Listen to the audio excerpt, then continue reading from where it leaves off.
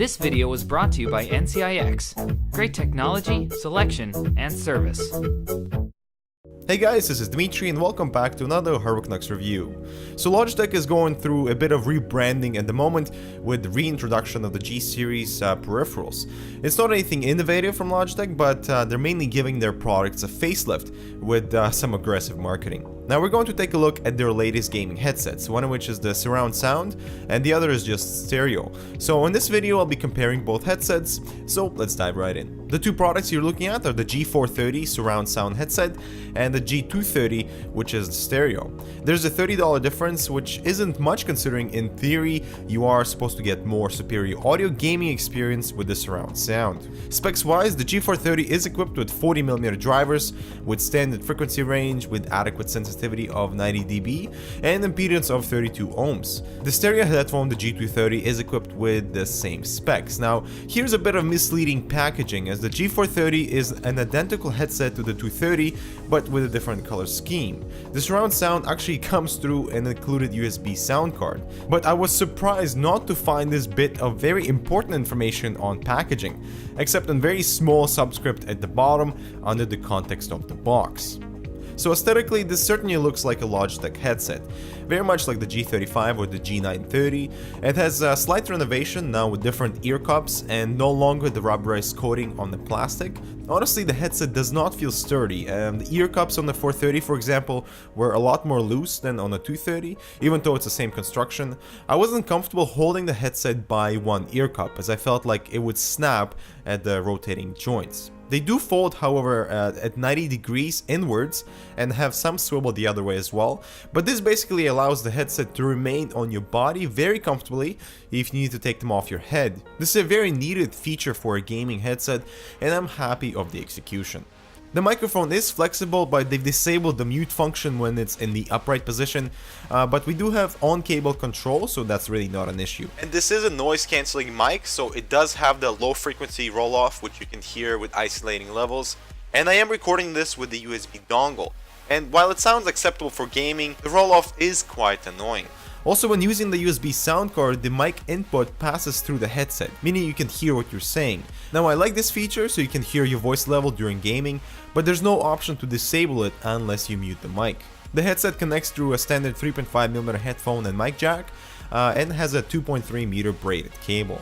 Comfort-wise, these are height adjustable, they are plenty deep ear cups so your ears don't make any contact with the frame, and the headband is very comparable to memory foam, and the light body really makes wearing these for long gaming sessions a complete breeze. Also, the cushions allow your ears to breathe, which is so needed on any type of headset, especially for long gaming sessions.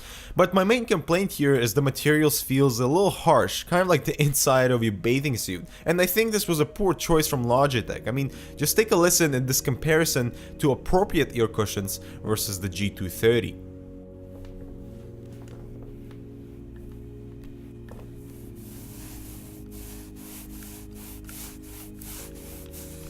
Now luckily they are removable, and I wish Logitech would release optional softer ear cushions so your ears don't hate you.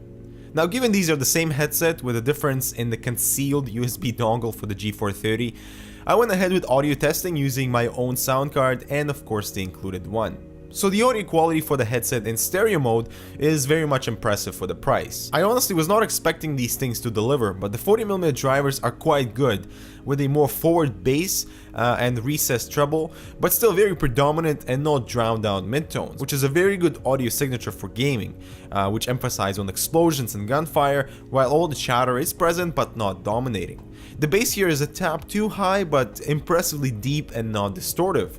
Also, because the highs are slightly recessed, the headset isn't as crisp as what I'm used to, but still very enjoyable for music playback. When it came to gaming, I jumped around CSGO, played some Crysis and BF3, and the warm audio signature delivered to my expectations for appropriate detail of footsteps and overhead bullets, while blowing off parts of a house with very controlled and slightly rumbling bass was satisfying. Soundstage was alright for a closed headphone, but the ear cushions do allow slight audio leaks, so gaming at 100% volume won't wake up your neighbors, but it might irritate your girlfriend just a little. So putting on the G430 with the bundled USB card, I was utterly disappointed as it lacks amplification as I wanted to crank up the volume, and all of a sudden the audio became very muddy and lost clarity.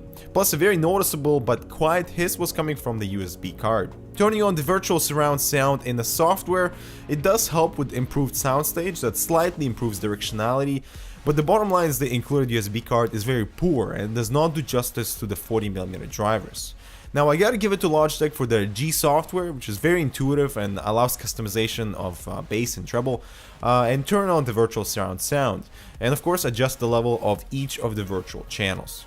But really there's no reason to spend $30 on the G430 for the USB bundle, as very affordable and powerful sound cards exist, which I would highly recommend.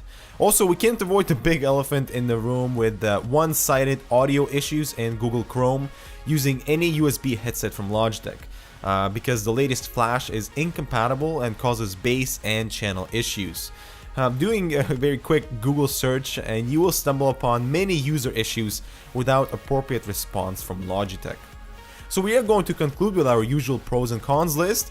And while the headset is quite light and allows your ears to breathe, we have on-cable volume and mic mute controls, swivel ear pads that allow the headset to rest comfortably on your neck, and a very pleasant audio signature given you run them through a decent sound card. However, I'm not a fan of the build quality, they just don't have that sturdy feel. The ear cushions, while allow your ears to breathe, are very harsh, and I don't think having this washable material is in any way practical. And lastly, the surround sound USB is completely not worth it.